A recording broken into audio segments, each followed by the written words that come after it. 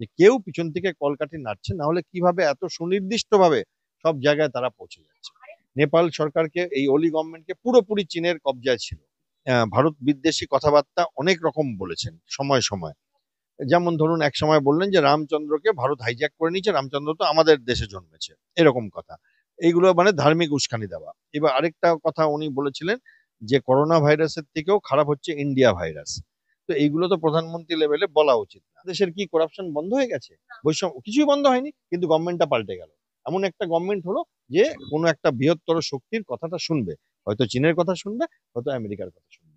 নেপালের ক্ষেত্রে আমার সন্দেহ হচ্ছে সে এখন অব্দি তাসটা পুরো দেখতে পাচ্ছি না। ট্রাম্প চেয়েছিল ভারতকে ভয় দেখিয়ে গলা চিপে, যেমন জাপানকে করেছে তেমনি করে আর কি, একটা সাউথ আফ্রিকাকে যেমন ব্রাজিলকে চেষ্টা করেছিল, তো সেই রকম ভাবে আর কি করে দেওয়ার।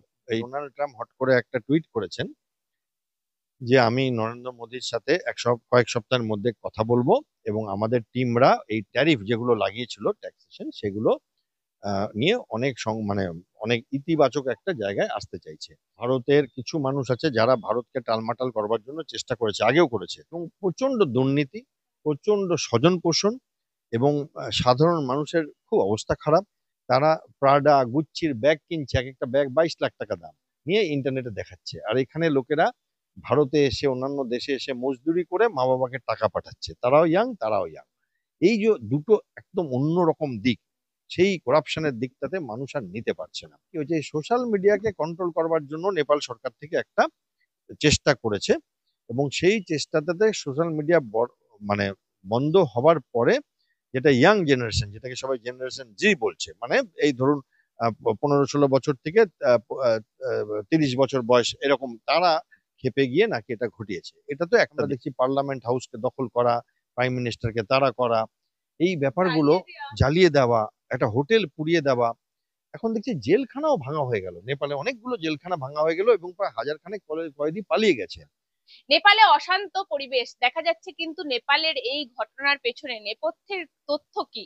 কেন এই ধরনের অশান্তিকর পরিবেশ সৃষ্টি হলো? আমার সঙ্গে রয়েছেন ব্রিগেডিয়ার দেবাশিস দাস, কথা বলবো স্যারের সাথে। স্যার, কেন এই ধরনের অশান্তির পরিবেশ সৃষ্টি হলো? এর পেছনের কি কারণ হতে পারে? সবাই তো অশান্তিটা দেখাচ্ছে, কিন্তু পেছনে কি রয়েছে সেটা কেউ বলছে না। দেখুন, অনেকগুলো কারণ আছে। প্রথম কারণ হচ্ছে, নেপালে এখনো যে সরকারটা আছে সেটা সেটেল হয়নি। তার কি কারণ? 250 বছর ধরে নেপালে রাজার রাজত্ব ছিল, এবং 2008 সালে প্রথম নেপালের সংবিধান তৈরি হয়, এবং 2008 সাল থেকে কত বছর হয়েছে? 17 বছর, তাই তো? এই 17 বছর নেপালে গণতন্ত্র চলছে, আপনি বলতে পারেন। তার আগে ছিল 250 বছর ধরে রাজার রাজত্ব। এবার এই গণতন্ত্রের 17 বছরের মধ্যে কিন্তু দুঃখের ব্যাপার, 14 নম্বর বার প্রাইম মিনিস্টার বদলি হয়েছে। মানে এতগুলো সরকার গঠন হয়েছে আর চেঞ্জ হয়েছে। এটা কেন হচ্ছে?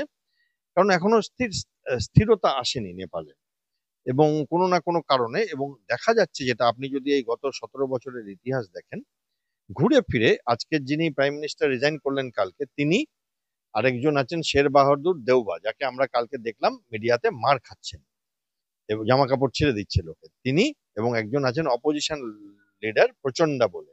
এই তিনজন ঘুরে ফিরে পাওয়ারে আসে। এইবার কেউ কখনো প্রাইম মিনিস্টার, তো কেউ অপোজিশন লিডার, আবার অন্যজন। এবার এখন যে গভর্নমেন্টটা আছে নেপালে, তারাও কোয়ালিশন গভর্নমেন্ট, এবং এই দেউবা আগেও একবার প্রাইম মিনিস্টার ছিল, আবার ওলিও 3 বার প্রাইম মিনিস্টার ছিল, একবার 3 বছর, একবার 1 বছর, আর এখন বোধহয় কয়েক মাস। এবার এই যে সিস্টেমটা নেপালে চলছে, এই অস্থিরতার জন্য যে পাওয়ারে আসে সে লুটে পুটে খায়, স্বজন পোষণ করে, নেপালের একটু উন্নতি করে না, এবং তারপরে কোন রকম ভাবে সে যদি পাওয়ার থেকে চলে যায়, তাহলে তার বন্ধু এই তিনজনের মধ্যে মিউজিক্যাল চেয়ার চলতে থাকে, এবং সে তখন অপোজিশনে থেকে পাওয়ারটাকে ভোগ করে, অপোজিশন লিডার। এই তিনজনের মধ্যেই থাকে ক্ষমতা, এই তিনজনের মধ্যে হস্তান্তর হয়। ক্ষমতার একটা, হ্যাঁ, হস্তান্তর হয়, একটা মিউজিক্যাল চেয়ার চলে, এবং প্রচন্ড দুর্নীতি, প্রচন্ড স্বজন পোষণ, এবং সাধারণ মানুষের খুব অবস্থা খারাপ। তার মধ্যে আবার কি হচ্ছে, সাধারণ মানুষ সোশ্যাল মিডিয়াটাকে ব্যবহার করে, আমরাও যেমন করি, যে ইউটিউব ভিডিও দেখি আমরা, তারপরে আমরা হোয়াটসঅ্যাপ করি, এগুলো ব্যবহার করে নিজেদের মধ্যে যে ফ্রাস্ট্রেশনটা আছে সেটাও এক্সপ্রেশন করে, প্লাস ছোটখাটো বিজনেসও করে লোকে। এইবার কি হচ্ছে, সোশ্যাল মিডিয়াকে কন্ট্রোল করবার জন্য নেপাল সরকার থেকে একটা চেষ্টা করেছে, এবং সেই চেষ্টাটাতে সোশ্যাল মিডিয়া মানে বন্ধ হবার পরে, যেটা ইয়াং জেনারেশন, যেটাকে সবাই জেনারেশন জি বলছে, মানে এই ধরুন 15-16 বছর থেকে 30 বছর বয়স এরকম, তারা খেপে গিয়ে নাকি এটা ঘটিয়েছে। এটা তো একটা দিক হলো। দ্বিতীয় হচ্ছে এই মন্ত্রীদের যারা ছেলে মেয়ে, তারা, এদেরকে বলা হচ্ছে নেপো বেবি। নেপো বেবি মানে নেপোটিজম, মানে স্বজন পোষণের বেবি। তারা কি করছে, ইন্টারনেটে আপনি যদি নেপো বেবি হ্যাশট্যাগ মারেন, তারা প্রাডা গুচ্ছির ব্যাগ কিনছে, এক একটা ব্যাগ 22 লাখ টাকা দাম, নিয়ে ইন্টারনেটে দেখাচ্ছে। আর এখানে লোকেরা ভারতে এসে, অন্যান্য দেশে এসে মজদুরি করে মা বাবাকে টাকা পাঠাচ্ছে, তারাও ইয়াং, তারাও ইয়াং। এই যে দুটো একদম অন্যরকম দিক, সেই করাপশনের দিকটাতে মানুষ আর নিতে পারছে না। এটা গেল একটা দিক।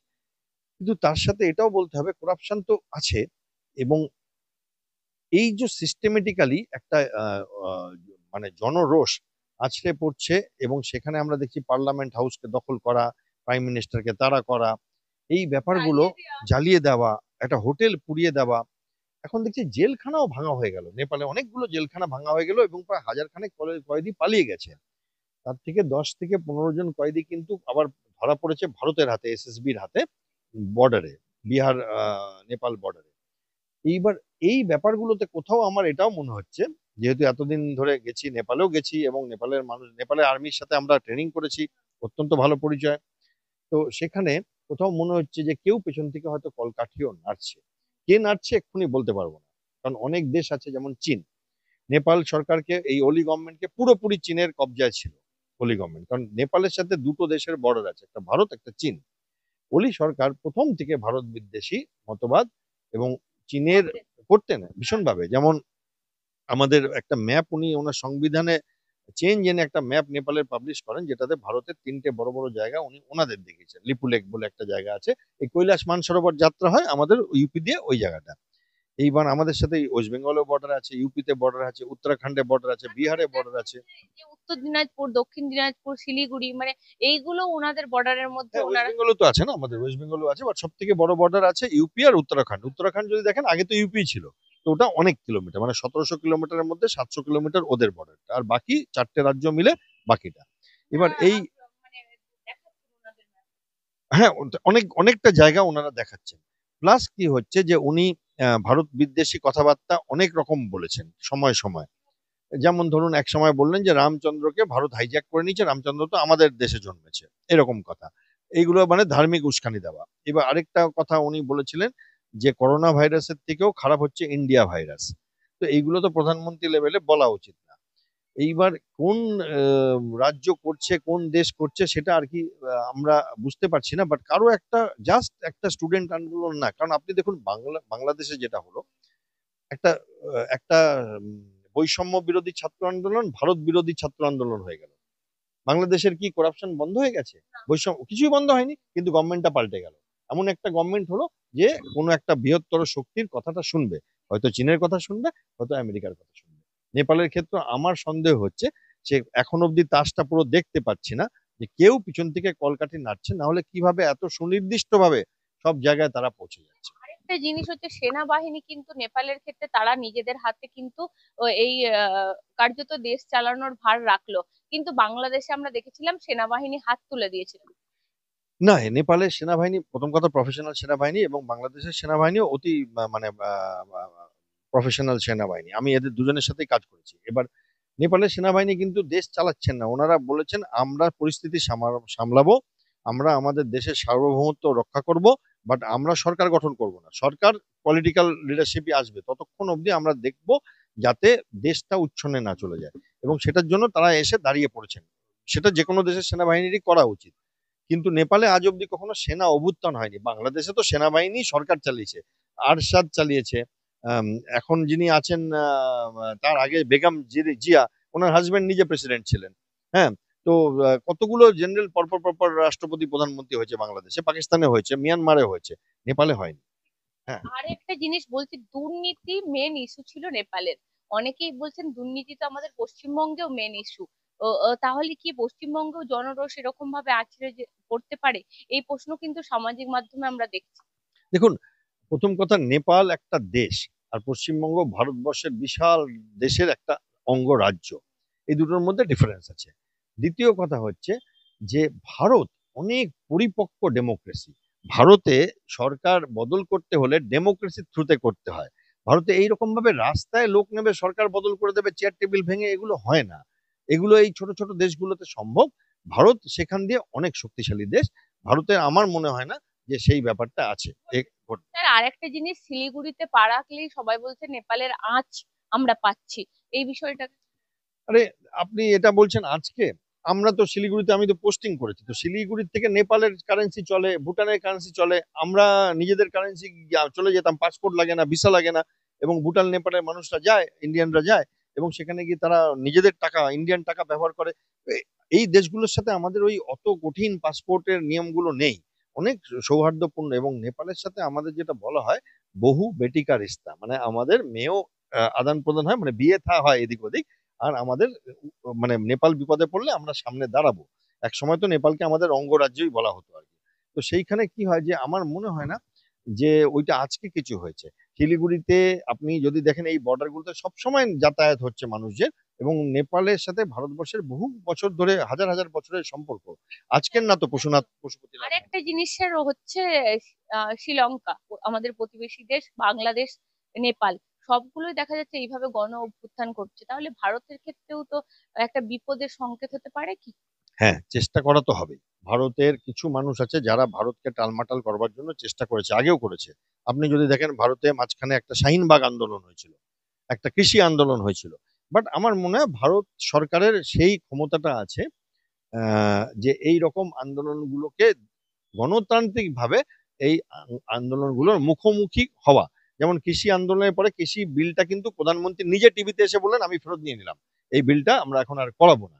তো উনি পিছিয়ে গেলেন। তো আমার মনে হয় ভারতের সেই ক্ষমতাটা আছে, এবং এই মুহূর্তে আমি দেখতে পাচ্ছি না অন্তত ভারতবর্ষে এরকম করে গভর্নমেন্ট পাল্টানো হচ্ছে আর কি।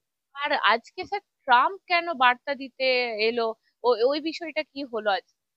সকালবেলা একটা বার্তা পেলাম যে ডোনাল্ড ট্রাম্প হট করে একটা টুইট করেছেন যে আমি নরেন্দ্র মোদীর সাথে কয়েক সপ্তাহের মধ্যে কথা বলবো, এবং আমাদের টিমরা এই ট্যারিফ যেগুলো লাগিয়েছিল, ট্যাক্সেশন, সেগুলো নিয়ে অনেক মানে অনেক ইতিবাচক একটা জায়গায় আসতে চাইছে। এবং সঙ্গে সঙ্গে নরেন্দ্র মোদী রিপ্লাই দিয়েছেন। তো এইটা কিন্তু এক সপ্তাহের মধ্যে দুবার হলো। তার আগে একটা ব্যাপার হয়েছিল, চীনে গিয়ে আমাদের প্রধানমন্ত্রী রাশিয়ার প্রেসিডেন্টের সাথে, চায়নার প্রেসিডেন্টের সাথে ফটো একটা নিয়ে টুইটারে পাঠিয়েছিল। সেইটা দেখে আবার ডোনাল্ড ট্রাম্প বলেছিল যে আমরা ভারতবর্ষকে হারিয়ে ফেললাম গভীর অন্ধকার চায়নার কাছে। তারপরে একটা টুইট করেছিলেন উনি যে প্রধানমন্ত্রী নরেন্দ্র মোদী আমার বন্ধু, উনি কিছু এমন কাজ করছেন যেটা আমার পছন্দ হচ্ছে না, বাট বন্ধুত্ব নষ্ট হবে না এবং ভারতের সাথে আমাদের সৌহার্দ্যপূর্ণ সম্পর্ক থাকবে। সঙ্গে সঙ্গে আমাদের প্রধানমন্ত্রী লিখেছেন আমরাও তাই চাই যে আমেরিকার মতো বড় দেশের সাথে আমাদের সম্পর্ক ভালো থাকুক। এইবার আজকে যেটা দেখলাম, সঙ্গে সঙ্গে উনি রিপ্লাইটা দিলেন। আমার যেটা ব্যক্তিগত মতামত, ট্রাম্প চেয়েছিল ভারতকে ভয় দেখিয়ে গলা চিপে, যেমন জাপানকে করেছে তেমনি করে আর কি, একটা সাউথ আফ্রিকাকে, যেমন ব্রাজিলকে চেষ্টা করেছিল, তো সেরকম ভাবে আর কি করে দেওয়ার, এই ট্যারিফের ভয় দেখিয়ে। সেখানে দেখলো যে ভারত তো কিছুই হটলো না, বরং যে করে ট্যারিফ করো, আমরা অন্য জায়গা থেকে ব্যবসা বাণিজ্য করে নেব, দরকার হলে একটু কষ্ট সহ্য। তখন দেখছে যে ওদের চালটা ভুল হয়ে গেছে। কারণ আমেরিকার সব থেকে বড় শত্রু বা প্রতিযোগী হচ্ছে চায়না, ভারত না। সেখানে কি হচ্ছে, চায়নার বিরুদ্ধে যদি কেউ এই গোলার্ধে খেলা হতে পারে সেটা হচ্ছে ভারতবর্ষ। পাকিস্তানের সাথে বন্ধুত্ব করে প্রেম করে তো কোনো লাভ হবে না, কারণ পাকিস্তানের আর্মিও নেই সেরকম বড়, কিছুই নেই, গরিব দেশ একটা। ভারত তো একটা মহাশক্তি, পৃথিবীর চতুর্থ দেশ নেই। কিন্তু উনি কি করেছেন, ভারতকে অনেক অপমান করেছেন। যেমন বলেছেন মৃত ইকোনমি ভারত। তারপরে উনি বলেছেন যে যে যা ইচ্ছা করুক মরুক গিয়ে, এরকম একটা কথাবার্তা। শুল্ক চাপিয়ে দিয়েছেন বিনা কারণে, এবং অনেক উল্টোপাল্টা কথা বলেছেন ভারতবর্ষের সম্বন্ধে, যেগুলো ওনার বলা উচিত হয়নি। এখন ওনার মনে হয় ওনার সাথে যারা আছে বা ওনার যে ডিপার্টমেন্ট গুলো আছে তারা বলছে যে এরকম করলে ভারত হাতের বাইরে চলে গেলে, চায়না আর ভারতের যদি বন্ধুত্ব হয়ে যায় তো আমেরিকা তো হয়ে গেল, তাহলে রাশিয়া চায়না ভারত যদি হয়ে যায়, বাকি আরো 100টা দেশ ভারতের সাথে চলে আসবে আর কি। তো সেইখানে আমার মনে হয় যে উনি ওনার ভুলটা বুঝতে পেরে একটু পিছিয়ে হটেছেন, এবং সেখানে ভারতের প্রধানমন্ত্রী কখনোই চাইবেন না যে তার ইগো ভারতবর্ষের মানুষের দরকারের থেকে বেশি বড় হোক। তো তিনি এগিয়ে গেছেন সেখানে বন্ধুত্বের হাত নিয়ে, যে ঠিক আছে আমরা রাজি আছি। এবার আমার মনে হয় শুল্ক কমে যাবে, এবং ভারত, আজকেও শেয়ার মার্কেট আমাদের উঠে গেছে অনেকটা। তো আমার মনে হয় যে এটাতে একটা মানে ইতিবাচক দিকই আমরা দেখতে